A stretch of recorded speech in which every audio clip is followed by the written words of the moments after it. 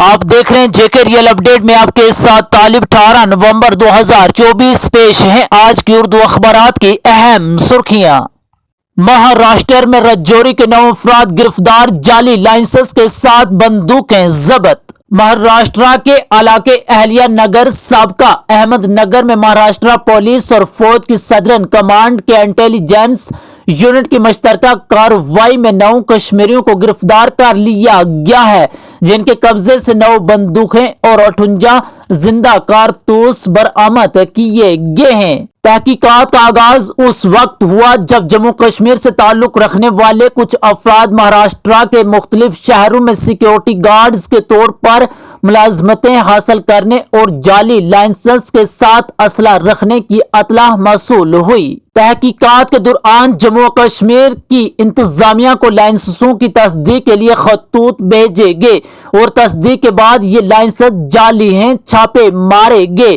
ان چھاپوں میں 9 افراد کو اہلیہ نگر سے گرفتار کیا گیا، جن کے قبضے سے 12 بور کی 9 رائفلیں اور 58 کارتوس برآمد کیے گئے۔ یہ تمام افراد جموں و کشمیر کے ضلع رجوری سے تعلق رکھتے ہیں۔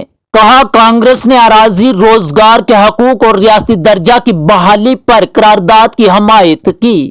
جموں و کشمیر پردیش کانگریس کمیٹی کے صدر طارق حمید کرا نے کہا کہ ان کی پارٹی نے اسمبلی میں ریاستی درجے کی بحالی اور زمین، روزگار اور قدرتی وسائل کے لیے خصوصی ضمانتوں کے حق میں قرارداد کی حمایت کی ہے۔ کانگریس لیڈر نے کہا کہ سپریم کورٹ کے آرٹیکل 370 کی منسوخی کے فیصلے کے بعد ریاستی درجے کی بحالی واحد موضوع مطالبہ رہ گیا ہے۔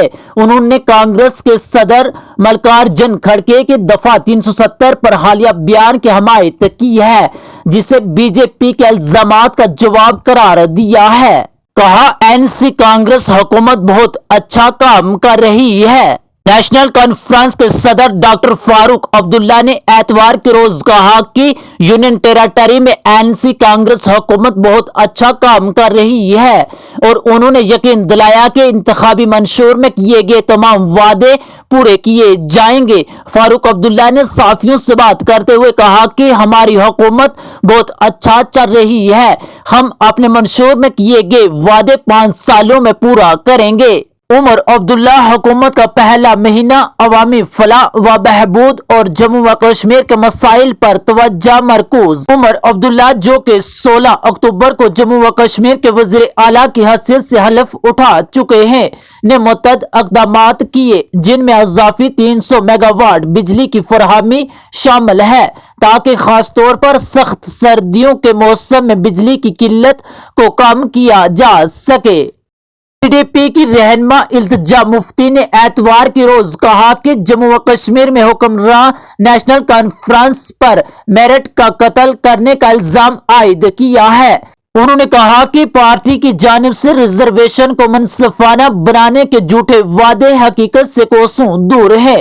التجا مفتی نے ایک پوسٹ میں کہا کہ نوجوانوں کے ساتھ نیشنل کانفرنس نے ریزرویشن کو منصفانہ بنانے کے جھوٹے وعدے کیے ہیں، لیکن حقیقت میں میرٹ کا دن دہاڑے قتل کیا جا رہا ہے۔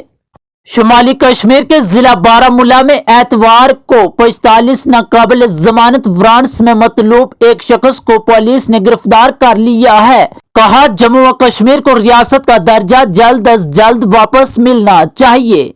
ڈاکٹر فاروق عبداللہ نے کہا کہ مرکزی سرکار نے وعدہ کیا ہے کہ اسمبلی انتخابات کے بعد اسٹیٹ ہوڈ کی بحالی کا بھی فیصلہ لیا جائے گا۔ انہوں نے کہا کہ جموں و کشمیر میں اسمبلی انتخابات پرامن اور شفاف ماحول میں ہوئے، لہٰذا اب جموں و کشمیر کو ریاست کا درجہ واپس ملنا چاہیے۔ ان باتوں کا اظہار موصوف نے جموں میں نامہ نگاروں سے بات چیت کے دوران کیا۔